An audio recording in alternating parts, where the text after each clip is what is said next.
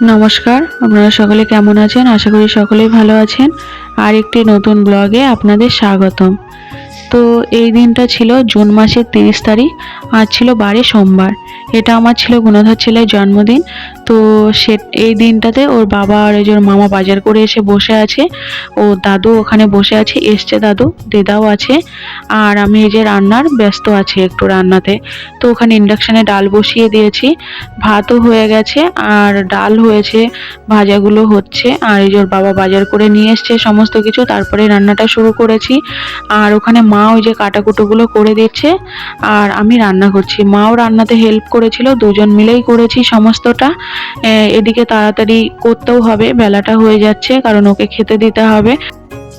বাজার করাতে একটা কথা মনেই পড়ে গেল, সেটা ছিল গত বছর এই ছেলের জন্মদিনই। সেটাতে ওর বাবা বাজার করতে গেছিল সকালেই, আর বাজার করতে যেয়ে তো দুর্ঘটনাটা ঘটেই গেল। আর কি করা যাবে, আজকেও সেই দিনটা মনে পড়ছিল। আর ঈশ্বরের কাছে একটা কথাই বলছিলাম যে ঈশ্বর যেন সমস্ত কিছু আজকে সমস্ত কিছুই ভালোভাবে হয়ে যায়। আর এই যে এই বাটিটা ওর দিদা দিয়েছে, রূপোর বাটি এটা। দিদা চামচটাও দিয়েছে, রূপোর চামচটাও। সোনার চামচ যতই না দিতে পারি, আমরা রূপোর চামচ দিয়েই খুশি এতে।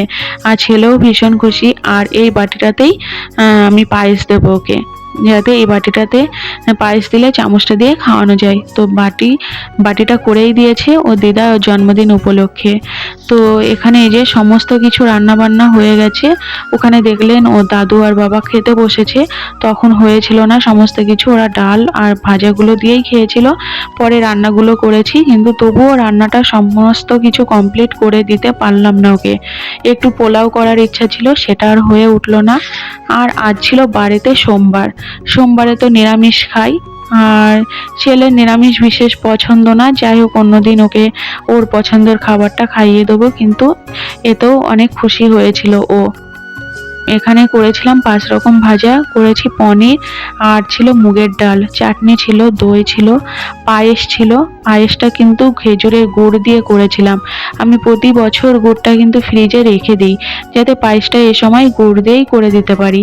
আর এখানে ছিল 5 রকম মিষ্টি। মিষ্টিগুলো সবই ছিল ওর পছন্দের মিষ্টি। মিষ্টিগুলো ওর ভীষণ পছন্দ হয়েছিল। দাদু এসছে, বলেছিলাম না যে ও দাদু এক বিশেষ কারণে এসেছে। তো বিশেষ কারণটাই ছিল নাতি ছেলের জন্মদিন। তো জন্মদিনের দিন উনি আসার চেষ্টা করেছে, এসেছে, কষ্ট হলেও একটু এসেছে। কারণ হচ্ছে যেহেতু নাতি ছেলের জন্মদিন, ওনারা তো মন হয় একটু আসতে, কিন্তু ও ঠাম্মি আর আসতে পারেনি। ও ঠাম্মি ওখানে ছিল, মন খারাপ করছিল। যাই হোক, মা আছে, ও দিদা আশীর্বাদটা করে নিল। আর আজকে প্রচণ্ড বৃষ্টি হচ্ছিল। আর আমার ছেলে যখন জন্মগ্রহণ করেছিল, যেই দিনটাই, যে জুন মাসের 30 তারিখে সোমবার ছিল, তো সেদিনও প্রচণ্ড বৃষ্টি হচ্ছিল। তো যাই হোক, আজও প্রচণ্ড বৃষ্টি। ওর মাসিরা বাড়ির থেকে বাড়ি হতে পারছে না, বৃষ্টিতে রেডি হয়ে বসে আছে। ওদেরও মনটা খারাপ লাগছে। ওরা এমন দিন কোনোদিনও আসেনি যে মানে ওর মাসি এর জন্মদিনে নেই। তো আরও খারাপ লাগছিল, আমারও খারাপ লাগছে, ছেলেরও খারাপ লাগছে, কিন্তু কি করা যাবে। ওইদিকে ওর মাসিও ব্যস্ত হয়ে যাচ্ছে, কিন্তু বেরোতেই পারছে না বৃষ্টির জন্য। যতই ওর মাসির বাড়ির থেকে আমাদের বাড়ি বেশি দূরত্ব না, বাইকেই আসা যাওয়া যায়, 8-9 কিলোমিটার হবে। তো যাই হোক, কিন্তু বৃষ্টিটা এত প্রচণ্ড হারে হচ্ছিল যে কোনো মতেই বেরোতে পারছিল না। যাই হোক, আমরা করে নিলাম খারাপ লাগাটা নিয়েই। আর ছেলেও আর মানে খিদেও পেয়ে গেছিল ওর, তার জন্য একটু আমরা দিয়ে দিলাম। ওরা দাদু ছিল যেহেতু একটু নিয়ম মানে একটু আগের দিনের লোক, তো তাই মানে তাড়াতাড়ি নাতি ছেলেকে খেতে দিতে হবে, এটা ব্যস্ত হয়ে যাচ্ছিল। তার জন্য ওর মাসির জন্য আর ওয়েট করা হলো না, ওকে খেতে দিয়ে দিলাম। সবাই আশীর্বাদও মোটামুটি করা হয়ে গেছে, ওর বাবা বাকি আছে। আমি এই যে একটু পায়েসটা খাইয়ে দিচ্ছি রূপোর চামচ দিয়ে, সোনার চামচ দিয়ে তো আর ছেলেকে খাওয়াতে পারলাম না। কোনোদিন যদি ঈশ্বর চাই, সেটাও পূর্ণ হবে।